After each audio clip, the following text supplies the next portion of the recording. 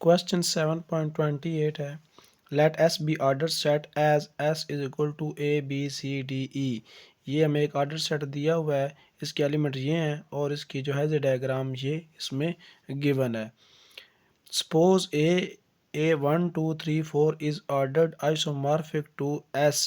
ये एक दूसरा सेट मौजूद है जो कि आइसोमॉर्फिक है एस पे, यानी ये वाला जो सेट है वो आइसोमॉर्फिक है इस सेट एस पे। And suppose the following similarity mapping from S onto S.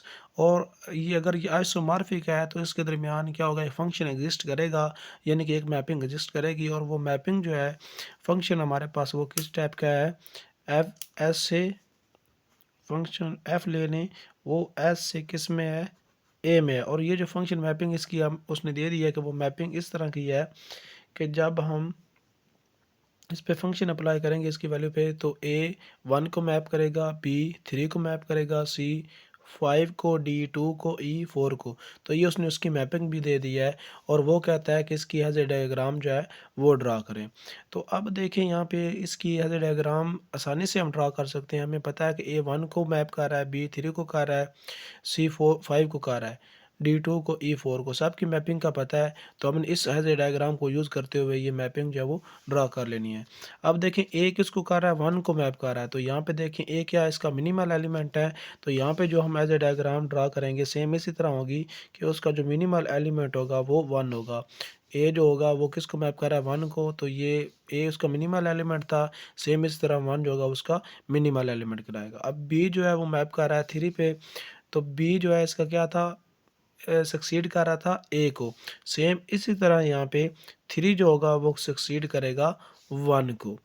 फिर क्या है, इसमें सी जो है वो 5 को प्रोसीड कर रहा है। और यहाँ पे देखें सी जो है वो सक्सीड कर रहा है बी को। तो यहाँ पे इसका मतलब है कि सी जो है उसकी जगह पे क्या आएगा, आ जाएगा यहाँ पे 5, कि सी जो है उसकी मैपिंग किसके साथ है, 5 के साथ। फिर दोबारा क्या था, यहाँ पे डी है 2 को मैप कर रहा है। और यहाँ पे डी देखें उसका पीछे किसको सक्सीड कर रहा है, बी को कर रहा है। तो 2 जो होगा वो भी किसको करेगा, यहाँ पे बी को। और बी की जगह पे क्या हमने लिखा था 3, तो इसलिए जो 2 होगा वो किसको सक्सीड कर जाएगा, 3 को कर जाएगा। फिर लास्ट हमारे पास है ई जो है वो 4 पे मैप कर रहा है। तो इसका मतलब है ये ई 4 पे कर रहा है, तो इसकी जगह पे क्या आ जाएगा, 4 हमारे पास आ जाएगा। 4 जो है वो इसका मैक्सिमल एलिमेंट था, वो सबको सक्सीड कर रहा था। तो इसलिए 4 जो होगा वो उसका मैक्सिमल एलिमेंट होगा जो बाकी सबको क्या करेगा, सक्सीड करेगा। तो वो क्या आ जाएगा, इसकी जगह पे आ जाएगा। यानी इसमें हुआ क्या है कि हमारे पास दो सेट इस तरह के मौजूद हैं, ये ए है, बी है, सी है, डी और ई। ये हमारे पास एक सेट मौजूद है इस तरह का। ये और ये सेट कौन सा है, ऐसे एक दूसरा सेट यहाँ पे मौजूद है जिसमें नंबर ऑफ एलिमेंट्स है 1 3 5 2 4, ये एलिमेंट। और ये सेट इसका नेम है ए।